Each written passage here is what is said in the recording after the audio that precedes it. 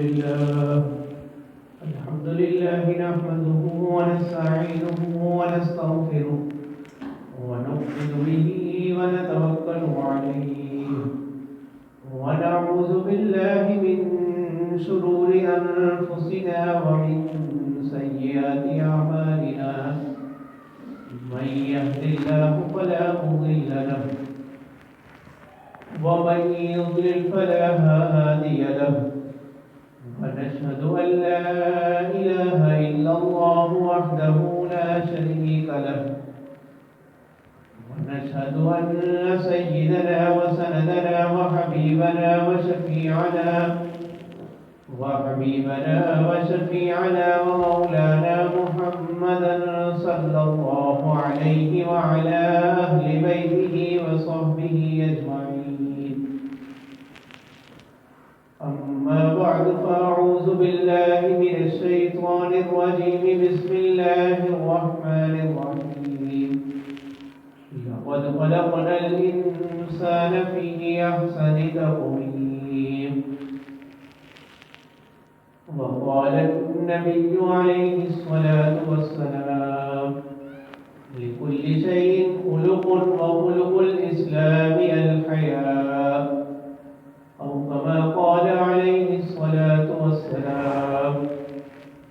صدق الله مولانا العظيم وصدق رسوله النبي الكريم، ونحن على ذلك لمن الشاهدين والشاكرين،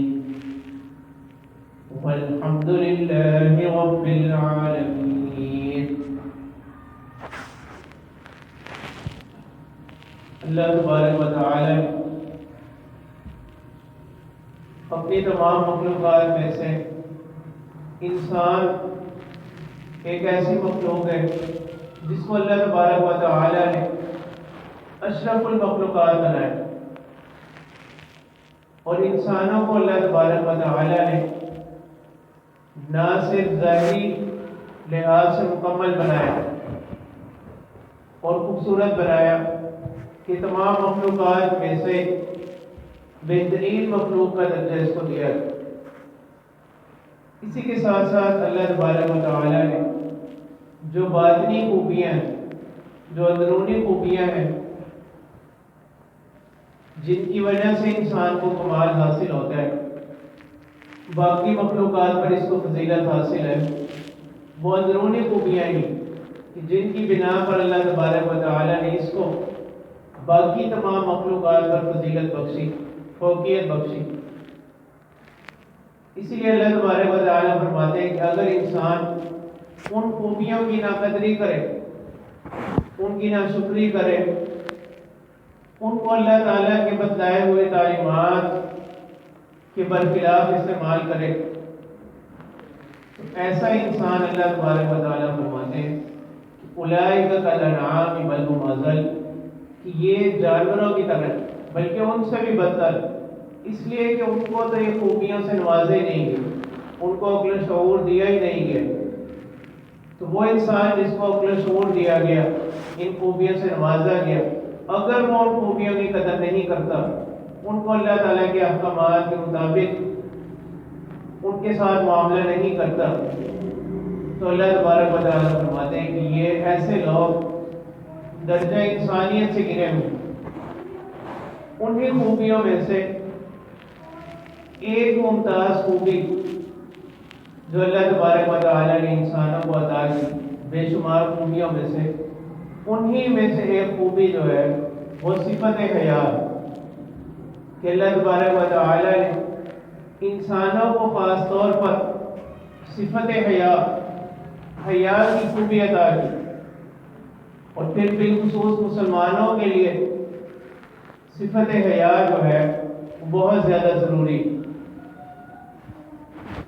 یہی وہ خوبی ہے جو انسان کو اللہ تبارک و تعالی کے قریب کرتی، جو انسان کو اللہ تبارک و تعالی کے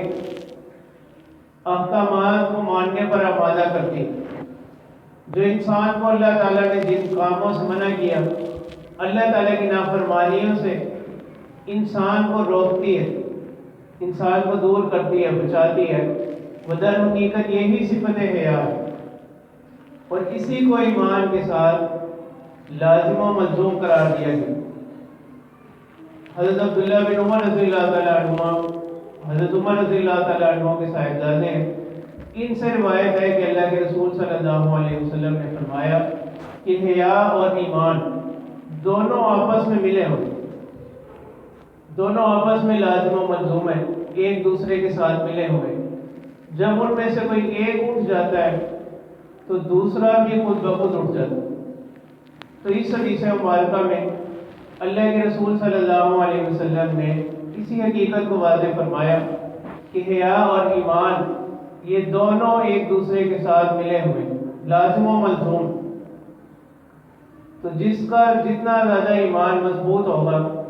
اتنی ہی اس کے اندر صفت حیا کی خوبی اس کے اندر اتنی ہی مضبوط ہو، پائیدار ہو۔ اور اسی طرح جس کے اندر جتنی زیادہ حیا ہوگی اس کا ایمان اتنا ہی زیادہ کامل ہو، اتنا ہی زیادہ اس کا ایمان مکمل ہو۔ اور جس درجہ خوبی کم ہوگی اسی تناسب سے اس کے ایمان میں بھی کمی آتی جائے۔ تو ایک مسلمان کے لیے، ایک مومن کے لیے حیا جو ہے وہ بہت زیادہ ضروری ہے۔ وہ ایک مسلمان کے ساتھ جو ہے وہ لگی ہوئی ہے، ملی ہوئی، کہ ایک مسلمان وہ اس کے بغیر مکمل ہی نہیں ہو سکتا، اس حیا کی خوبی کے بغیر۔ اس لیے فارسی کا مقولہ بھی ہے جس کا مفہوم یہ ہے کہ تم بے حیا بن جاؤ پھر جو چاہے کرتے رہو۔ تو اصل میں حیا ہی وہ چیز ہے انسان کے اندر جو اس کو بہت سے برے کاموں سے بچاتی، اور یہی حیا کا مفہوم ہے کہ اپنے آپ کو، اپنی ذات کو برے کاموں سے روکے رکھنا، منکرات سے بچائے رکھنا۔ اور ایمان کو اللہ کے رسول صلی اللہ علیہ وسلم نے حیا کو ایمان کے اعلیٰ ترین شعبوں میں سے قرار دی۔ آپ صلی اللہ علیہ وسلم نے فرمایا کہ ایمان کے 70 سے کچھ اوپر شعبے ہیں، اور ان میں افضل ترین جو شعبہ ہے، یعنی ایمان کا جو درخت ہے، جو اس کی شاخوں میں سے افضل ترین شاخ ہے، وہ لا الہ الا اللہ کہنا ہے، کہ انسان اللہ تعالیٰ کی وحدانیت کا اقرار کرے، اللہ تعالیٰ کی توحید کا اقرار کرے۔ اور اس کا کم ترین درجہ جو ہے وہ اللہ کے رسول صلی اللہ علیہ وسلم نے فرمایا وہ راستے سے کسی تکلیف دہ چیز کو ہٹا دے۔ یہ راستہ گزر گا جہاں سے لوگ گزرتے ہیں، وہاں پر اگر کوئی تکلیف دہ چیز ہے، کوئی ایسا پتھر آ گیا، کوئی کانٹے وغیرہ، کوئی جھاڑی ہے، اس کو راستے سے ہٹانا، اس کو بھی افضل ترین ایمان کے شعبوں میں شمار کیا گیا۔ اور انہی میں سے اللہ کے رسول صلی اللہ علیہ وسلم نے فرمایا کہ والحیاء شعبۃ من الایمان، کہ حیا بھی ایمان کے اجزاء میں سے ایک حصہ ہے۔ ایمان کی جو درخت ہے اس کی شاخوں میں سے ایک شاخ وہ حیا ہے۔ تو اس کی اہمیت کی وجہ سے اللہ کے رسول صلی اللہ علیہ وسلم نے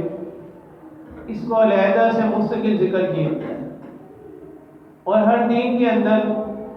ہر ملت کے اندر، ہر مذہب کے اندر کچھ خصوصی باتیں ہوتی ہیں، کچھ نمایاں چیزیں ہوتی ہیں جو اس کو ممتاز کرتی ہیں، جو اس کو نمایاں کرتی ہیں، فضیلت بخشتی ہیں۔ تو اللہ کے رسول صلی اللہ علیہ وسلم نے فرمایا کہ اسلام کی وہ جو خوبی ہے وہ حیا بھی، یہ صفت حیا جو ہے وہ کسی بھی شخص کے اسلام کو نمایاں کرتی، اس کے اسلام کو کامل بناتی۔ وہ یہی اسی صفت حیا کو ہی اللہ کے رسول صلی اللہ علیہ وسلم نے قرار دیے کہ جس کے اندر جتنی صفت حیا زیادہ ہوگی اس کا ایمان اتنا ہی زیادہ کامل ہوگا۔ تو اللہ کے رسول صلی اللہ علیہ وسلم نے ایک موقع پر کسی کو دیکھا کہ وہ ایک صحابی دوسرے صحابی کو واعظ و نصیحت کر رہے ہیں۔ تو آپ اللہ کے رسول صلی اللہ علیہ وسلم نے پوچھا کہ اس کو کیا کہہ رہے ہیں؟ انہوں نے فرمایا کہ میں اس کو حیا کے حوالے سے باتیں بتلا رہا ہوں۔ تو اللہ کے رسول صلی اللہ علیہ وسلم نے فرمایا کہ دعو، اس کو چھوڑ دو، فإن الحیاء من الایمان، اس لیے کہ حیا جو ہے نا اس کا تعلق ایمان کے ساتھ، کہ جو مسلمان ہوگا، مومن ہوگا، اس کے اندر صفت حیا ہوگی. یعنی ایسا نہیں ہو سکتا کہ کوئی شخص مسلمان ہو مومن اور اس کے اندر صفت حیا شامل نہ ہو. تو یہی جو سب سے پہلے حدیث مبارکہ بیان کی گئی اس میں بھی یہی چیز بتائی کہ حیا اور ایمان یہ دونوں لازم و ملزوم. اب حیا کے مختلف درجات ہیں. اس میں سب سے پہلی چیز اپنی ذات سے حیا کرنا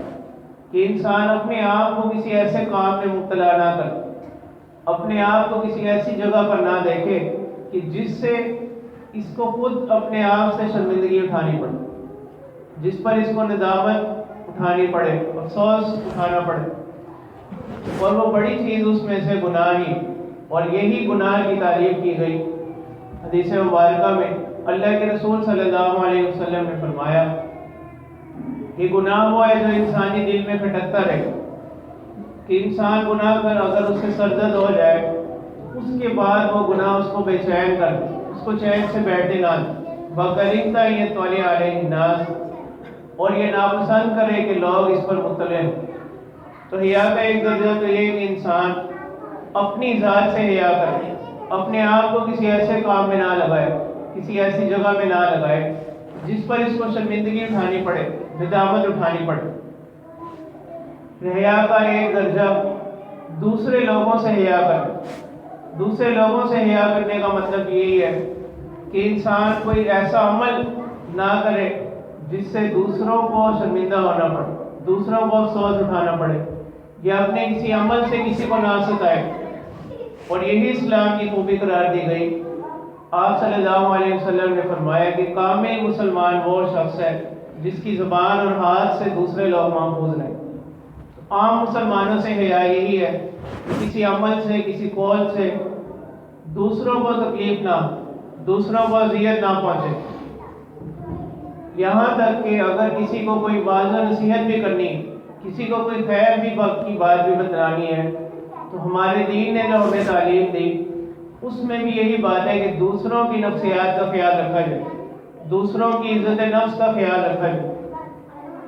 تو چنانچہ کامل معلم لوگوں میں سے نبی اکرم صلی اللہ علیہ وسلم جو کامل معلم ہے، معلم انسانیت، تو اللہ کے رسول صلی اللہ علیہ وسلم کی جو تعلیم کا طریقہ احادیث میں ملتا ہے اس میں یہی چیز کہ اللہ کے رسول صلی اللہ علیہ وسلم کبھی بھی کسی کا نام لے کر اگر کسی کو برائیوں پر نصیحت کرنی ہوتی، کسی کو کچھ تلقین کرنی ہوتی، تو کبھی بھی کسی کا نام لے کر اس کو نصیحت نہیں کرتے تاکہ اس کو لوگوں کے درمیان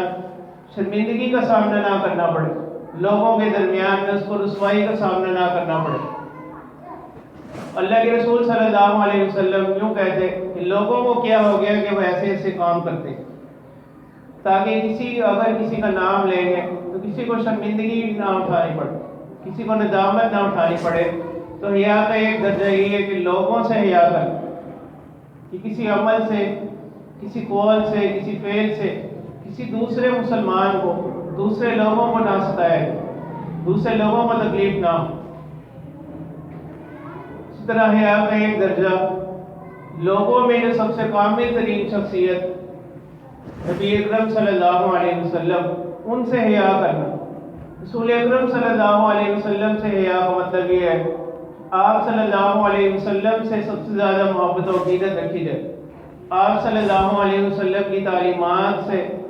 محبت و عقیدت رکھی جائے، آپ صلی اللہ علیہ وسلم کی تعلیمات کو ہر چیز پر ترجیح دی جائے، کہ انسان اپنی عقل کو آپ صلی اللہ علیہ وسلم کے فرامین کے سامنے پیچھے چھوڑ دے،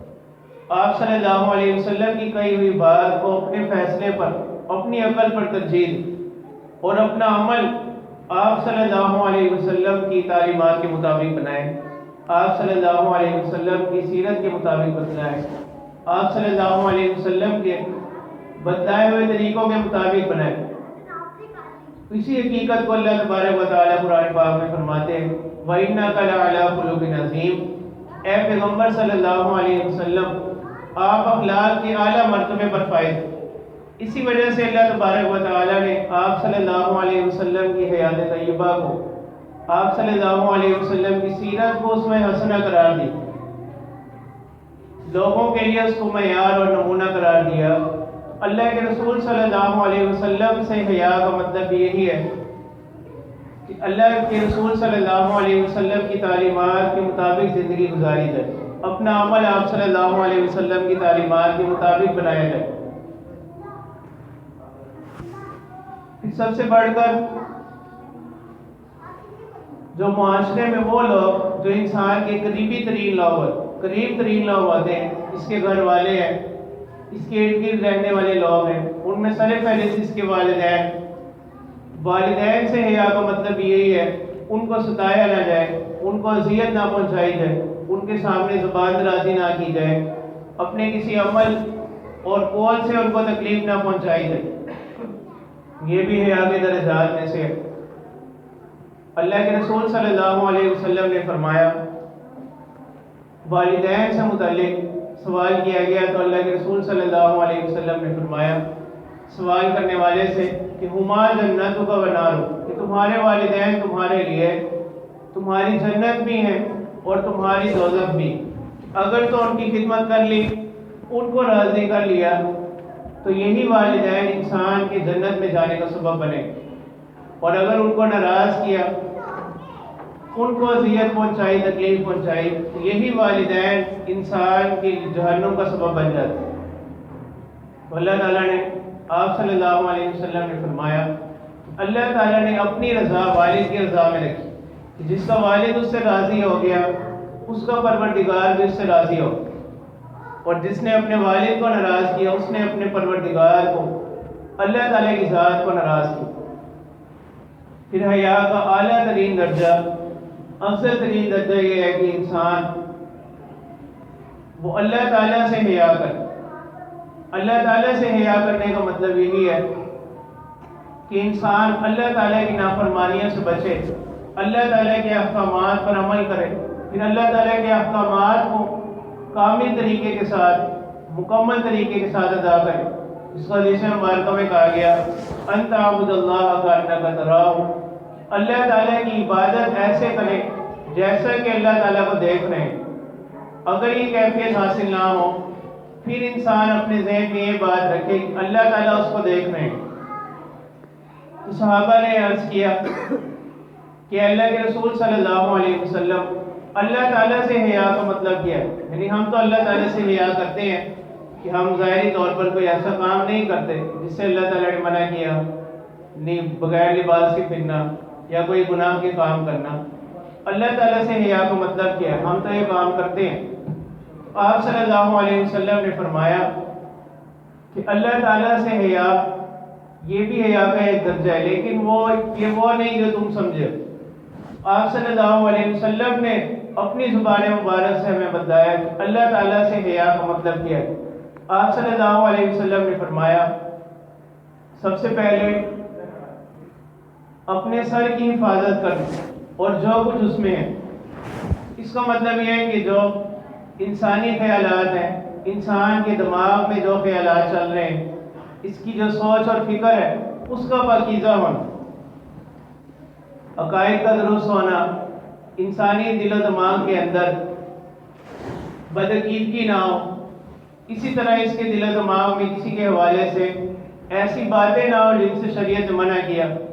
اپنے دل و دماغ میں کسی کے بارے میں حسد رکھنا، کسی کے بارے میں کینہ رکھنا، کسی کے بارے میں تجسس کرنا، کسی کی ٹو میں لگے رہنا، کسی کے عیبوں کو تلاش کرنے کی جستجو میں لگے رہنا۔ تو آپ صلی اللہ علیہ وسلم نے فرمایا کہ اللہ تعالیٰ سے حیا کا مطلب یہ ہے کہ انسانی سر اور جو کچھ اس میں ہے انسان اس کی حفاظت کرے،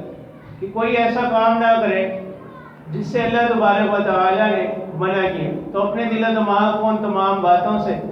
ان تمام کاموں سے روکے رکھے۔ کسی بندے کے بارے میں حسد نہ رکھے، کسی کے بارے میں نفرت نہ رکھے۔ یہ بھی وہ چیزیں ہیں جن کا تعلق انسانی دل و دماغ کے ساتھ، انسانی خیالات کے ساتھ، یعنی بہت سے گناہ تو وہ ہوتے ہیں جو ہم ہاتھوں سے کرتے ہیں، کسی کو تھپڑ مار دیا، کسی کو کچھ کہہ دیا، لیکن بہت سی چیزیں وہ ہیں جس میں ہمارے ظاہری اعضاء کا دخل نہیں ہوتا، لیکن ہمارا دل و دماغ اس میں شامل ہوتا۔ کہ ہم اپنے دل میں کسی کے بارے میں نفرت کے جذبات رکھتے ہیں، اپنے دل میں کسی سے حسد رکھتے ہیں، کسی سے کینہ رکھتے ہیں، عداوت رکھتے ہیں. ان تمام چیزوں سے اللہ کے رسول صلی اللہ علیہ وسلم نے فرمایا اللہ تعالیٰ سے حیا کا مطلب یہ ہے کہ انسان اپنے سر کی اور جو کچھ اس میں ہے اس کی حفاظت کرے. دوسرا درجہ آپ صلی اللہ علیہ وسلم نے فرمایا کہ انسان اپنے پیٹ کی اور جو کچھ اس پیٹ میں ہے اس کی حفاظت کرے. اس کا مطلب یہ کہ انسان کا رزق، اس کی روزی جو ہے وہ حلال ہونی چاہیے، وہ حلال روزی کمائے، دھوکے کے ساتھ، رشوت کے ساتھ، سود خوری کے ساتھ، ملاوٹ کے ساتھ روزی کو حاصل نہ کر. اس کی کمائی جو ہے جو اس کے پیٹ میں جا رہی ہے وہ رزق حلال ہو. اور اسی کو اللہ تعالیٰ کے رسول صلی اللہ علیہ وسلم نے فرمایا ایسا جسم وہ جنت میں داخل نہیں ہوگا جس کی پرورش رزق حرام سے کی، ایسے رزق سے کی گئی جس کی بنیاد دھوکہ ہے، جھوٹ ہے یا رشوت ہے، سود ہے. ان تمام چیزوں سے اپنے پیٹ کی حفاظت کریں. اور اس کو خاص طور پر اللہ تبارک و تعالیٰ کے رسول صلی اللہ علیہ وسلم نے ہماری عبادات کی قبولیت میں، ہماری دعاؤں کی قبولیت میں رزق حلال کو خصوصی اہمیت حاصل. اللہ تعالیٰ کے رسول صلی اللہ علیہ وسلم نے فرمایا ایسے شخص کی کوئی دعا قبول نہیں ہو، یعنی جس کا رزق حلال نہ ہو، جس کا رزق حرام ذرائع سے آ رہا ہے، ایسے شخص کی کوئی دعا قبول نہیں ہو. چنانچہ حدیث مبارکہ میں اس کو ایک مثال سے سمجھایا گیا کہ آپ صلی اللہ علیہ وسلم نے فرمایا کہ ایک شخص اس کی حالت بھی انتہائی خستہ حالت ہے، بال بکھرے ہوئے ہیں، چہرے پر مٹی کے آثار ہیں، اور اس حالت میں وہ اللہ تعالیٰ سے بڑی آہوازاری کے ساتھ دعا کرتا ہے، یعنی اپنے آپ کو ہر طرح سے مٹا کر اللہ تعالیٰ سے دعا کرتا ہے. لیکن آپ صلی اللہ علیہ وسلم نے فرمایا ایسے شخص کی دعا جو ہے نا وہ قبول نہیں کی جاتی، الٹا اس کی دعا اسی پر لوٹا دی جاتی ہے، اس لیے کہ آپ صلی اللہ علیہ وسلم نے فرمایا کہ اس کا کھانا حرام، اس کا پینا حرام، جو لباس اس نے پہنا وہ حرام. اسی لیے اللہ کے رسول صلی اللہ علیہ وسلم نے فرمایا کہ اللہ تعالیٰ سے حیا کا مطلب یہ ہے کہ انسان اپنے پیٹ کی اور جو کچھ اس پر مشتمل ہے ان تمام چیزوں کی حفاظت کرے. اور آپ صلی اللہ علیہ وسلم نے فرمایا کہ انسان موت کو اور موت کے ماں بعد زندگی کو یاد کرے، کہ انسان ہر وقت اپنی موت کو مقدم رکھے. اس کو پتہ ہو کہ یہ جو زندگی گزار رہا ہے عارضی زندگی گزار ہے، اس نے ایک دن مرنا ہے، مرنے کے بعد ایک نئی زندگی اس نے گزارنی. جو کچھ بھی یہاں کر رہے ہیں ہمیشہ نہیں رہے. تو انسان ہر وقت اپنی موت کو اور موت کے ماں بعد جو حالات پیش آنے والے ہیں قبر میں، آخرت میں، برزخ کے حوالے سے، ان تمام کو یاد رکھے. تو یہ بھی اللہ تعالیٰ سے حیا کا ایک درجہ ہے. اور پھر آپ صلی اللہ علیہ وسلم نے فرمایا کہ جو شخص اپنے معاملات کے اندر آخرت کا ارادہ رکھتا ہو، یعنی وہ اپنے ہر کام میں آخرت کی زندگی کو مقدم رکھے، وہ عبادت کر رہے تو اس میں بھی آخرت کو مقدم رکھتا ہے. اگر وہ روزی کما رہے ہیں، رزق کما رہے ہیں، اس میں بھی وہ اپنی آخرت کو سامنے رکھتے ہوئے رزق کمائے، کہ وہ چیزیں جن سے اللہ تعالیٰ نے منع کیا ان ذرائع کو نہ اپنائے، کسی کو دھوکہ نہ دے، اس میں رشوت شامل نہ ہو، سود شامل نہ ہو. تو آپ صلی اللہ علیہ وسلم نے فرمایا کہ جو آخرت کا ارادہ رکھتا ہو تو وہ شخص دنیا کی زندگی کی اس کی نظر میں کوئی اہمیت نہیں رہے، وہ اپنا اڑنا بھی سونا آخرت کی زندگی کو بنا لے گا. تو آخرت کی زندگی کو ہی ترجیح دے گا، اپنے ہر کام میں وہ آخرت کے معاملات کو مقدم رکھے گا. اگر میں نے ایسا کیا اللہ تعالیٰ کی بارگاہ میں اس کا جواب دینا پڑے گا، اگر میں نے یہ کام کیا تو اللہ تعالیٰ کی بارگاہ میں اس کا یہ جواب دینا پڑے گا. تو ان تمام باتوں کا وہ خیال رکھے. پھر آپ صلی اللہ علیہ وسلم نے فرمایا کہ جس نے یہ کام کر لی، یعنی اس کے دل و دماغ پاکیزہ ہو، اس کے پیٹ میں رزق حلال داخل ہو، اپنی موت کو یاد کرے، اپنی آخرت کو یاد رکھے، دنیا پر آخرت کو ترجیح دے. آپ صلی اللہ علیہ وسلم نے فرمایا جس نے یہ تمام کام کر لیے اس نے اللہ تعالیٰ سے حیا کرنے کا جو حق ہے وہ ادا کر دیا. تو جو شخص اس خوبی پر ہوگا، اس صفت پر ہوگا، تو اس یہ صفت حیا کا انعام کیا ہوگا. اللہ تعالیٰ کے رسول صلی اللہ علیہ وسلم نے فرمایا کہ حیا ایمان سے، یعنی ایمان کی خوبیوں میں سے اہم خوبی جو ہے نا وہ صفت حیا ہے، اور ایمان کا نتیجہ جنت. ایسے شخص کو جنت حاصل ہو. اور والبذاء بدگوئی، فحش گوئی جو ہے نا وہ جفا سے ہے، بدکاری سے ہے، اور اس کا نتیجہ اور اس کی سزا جو ہے نا وہ جہنم۔ تو یہ آپ صلی اللہ علیہ وسلم نے اس کا نتیجہ بتا دیا کہ جس کے اندر صفت حیا کامل ہوگی تو بالآخر اس کا انجام جو ہے نا وہ جنت کی صورت میں ہو، اور جس کے اندر صفت حیا کامل نہ ہوئی بلکہ اس پر فحش گوئی، بے حیائی والے ہوئی، ایسے شخص کا انجام جو ہے نا وہ جہنم ہو۔ تو دعا ہے کہ اللہ تبارک و تعالی ہمیں صفت حیا اور جو اس کے دینی حوالے سے تقاضے ہیں ان پر صحیح معنی میں عمل پیرا ہونے کی توفیق عطا فرمائے، اور بے حیائی سے اور نافرمانی کے کاموں سے ہمیں بچنے کی توفیق عطا فرمائے۔ آمین وآخر دعوانا الحمدللہ رب العالمین۔